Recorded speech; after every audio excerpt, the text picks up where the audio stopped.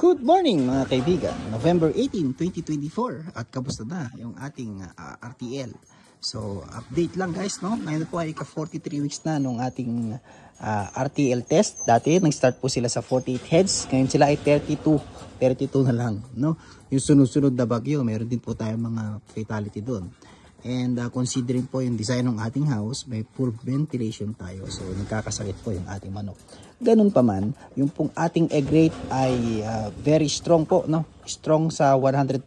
So ngayon po, 32 out of 32 yung ating harvest. And pagdating naman po sa kanilang feed consumption, ay very ration po yung ating feed. Takal po yung pagkain nila. And still nakakapag-produce po sila ng 100% egg rate. Okay? At this condition guys, so yan, kaya tingnan nyo yung kanilang itsura, parang mga ilang linggo na kasing hindi naliligo yung mga yan. Kaya ganyan. Pero still naman, okay naman ang production. Ganito po yung itlog nila so far at week 43. So nasa medium and large po yung kanilang mga itlog. So ang napansin ko po rito ay bibihira po sila magkaroon ng jumbo.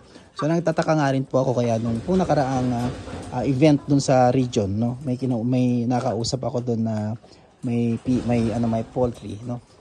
Tinanong ko, bakit yung manok ko, sabi ko is parang kukunti yung jumbo niya.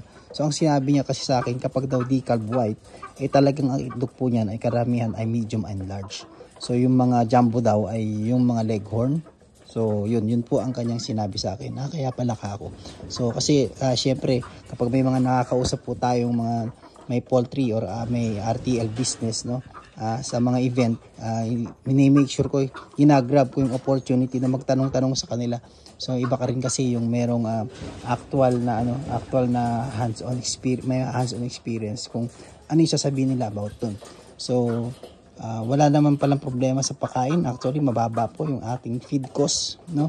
Yung feed consumption natin ay yung feed cost natin, no, ay mababa yung per kg, no, kasi lumalabas po yung aking per kg na gasto sa patuka rito ay nasa 30 lang, no, 30 pesos per kg. So hinahaluan ko po siya ng mais, so yung dinurog na mais or rice, corn bran, no, yung anong tawag doon, yung darak ng mais, yan niyahalo ko rin yan sa kanila. So minimix ko siya sa sari manok. So far naman okay naman yung kanyang yung kanyang production. Okay, so ang pakain ko po rito ay sa umaga, early morning, and then sa hapon nilalagay ko yung 20% ng kanilang feed requirements. So halimbawa 9 na cup sa umaga, 3 cup sa hapon, no, para meron silang kakainin pag in-extend natin yung kanilang ilaw.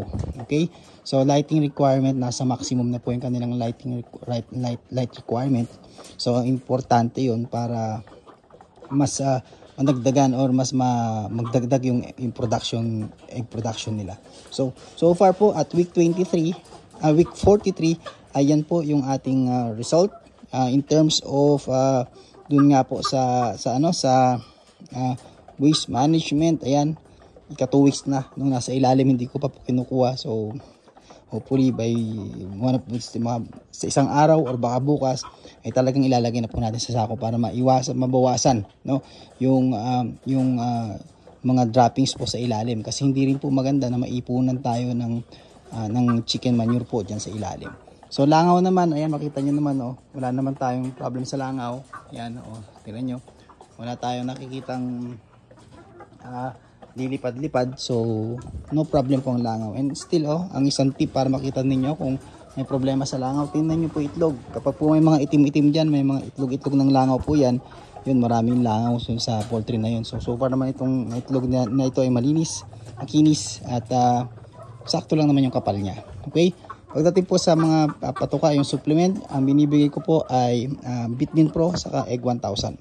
So dito sa RTL, Bitmin Pro, Egg 1000 alternate, and then sa hapon nagbibigay ako ng EM, yung activated EMAS tinatawag. Konti lang para lang makatulong na magkaroon ng probiotics sa kanilang mga gut. Okay, so yun lang guys, yun po yung update ko dito sa ating RTL, no. So tuloy-tuloy pa rin, hindi ko pa sila minumove, hindi ko pa sila inililipat, pero eventually tingnan po natin ang mangyayari sa mga susunod na weeks, no.